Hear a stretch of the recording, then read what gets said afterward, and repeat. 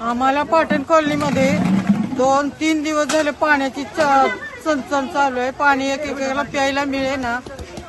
मग आम्ही इकडून गाडी आली तर ती आम्हाला कुणाला मिळालं कुणाला नाही असं होतंय।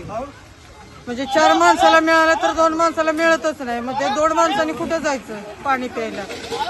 अशी परिस्थिती निर्माण झाल्यामुळे आम्ही अतुल बाबांना नमस्कार केला की आम्हाला पाणी पोचवा। त्यांनी आम्हाला पाणी पोचवल्याबद्दल धन्यवाद। मोमीन मोहल्ल्यामध्ये आमच्या इथं अतुल बाबांनी पाण्याची गाडी पाठवून त्यांनी आमच्या पाण्याची व्यवस्था केली।